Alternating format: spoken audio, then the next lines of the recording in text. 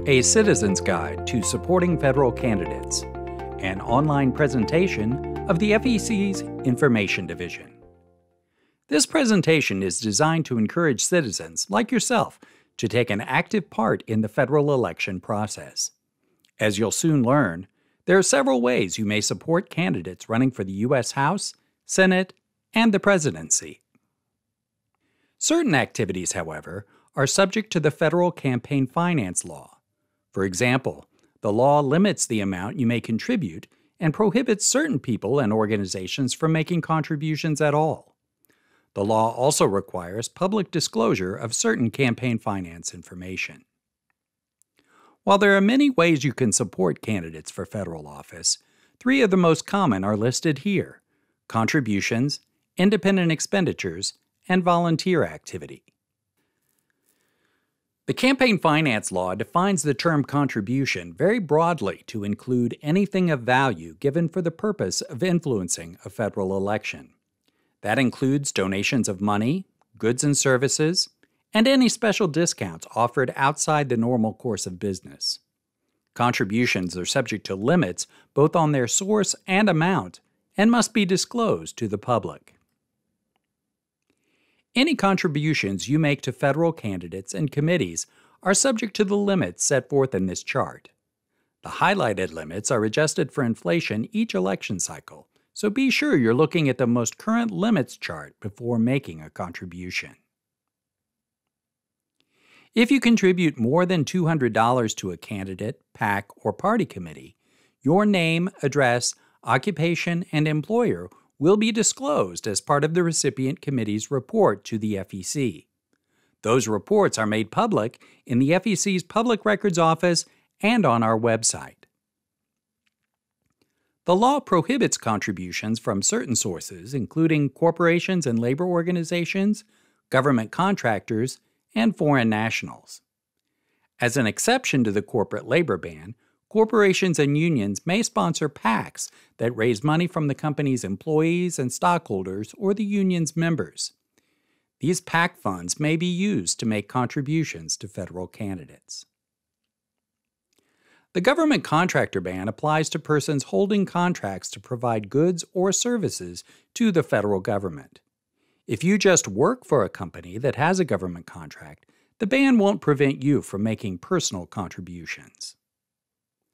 The foreign national ban applies to anyone who is not either a U.S. citizen or a green card holder. That ban applies to all U.S. elections, federal, state, and local.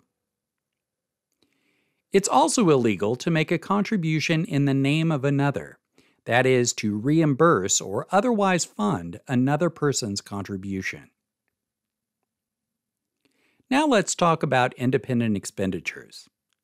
Unlike contributions, independent expenditures are not subject to any amount limitations, and corporations and unions can use their treasury funds to make them.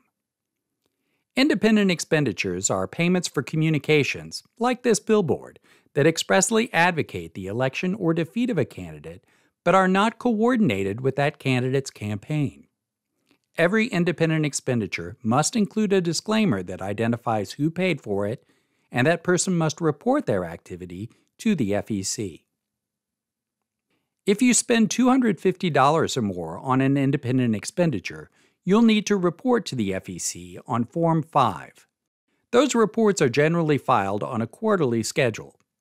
However, if your independent expenditure is made more than 20 days before an election and totals $10,000 or more, you'll need to disclose it within 48 hours.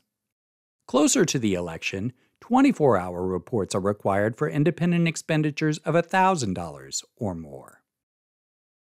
Now let's discuss volunteer activities. The campaign finance law includes a number of exemptions that allow individuals to provide volunteer services to federal candidates and party committees without those services being treated as a contribution. For instance, you can provide personal services, host an event in your home, make limited use of your workplace or labor union facilities without making a contribution. You may volunteer your personal services to a campaign without making a contribution as long as you're not compensated by anyone else. If you are compensated, the activity is no longer considered volunteer activity, and the payments, if made by someone other than the campaign itself, result in an in-kind contribution from that person subject to the limits, prohibitions, and reporting requirements of the Act. If you host a campaign-related gathering in your home, community room, or church, the cost of invitations and the food and beverages served at the event are not considered contributions if they remain under certain limits. If the event benefits a candidate, the limit is $1,000 per election. If the event benefits a political party committee, the limit is $2,000 per year on behalf of all committees of the same political party. Incidental use of your employer or labor union's facilities for volunteer activity will not result in a contribution as long as the activity does not interfere with your work or the organization's normal activities. You'll need to reimburse the organization for any increased costs or if your activity involves more than incidental use of the facilities. Generally, incidental use is no more than 1 hour a week or 4 hours per month. The Federal Election Commission is committed to encouraging compliance with the campaign finance laws. In addition to the information we provide on our website, we maintain a toll-free information line you can call for help.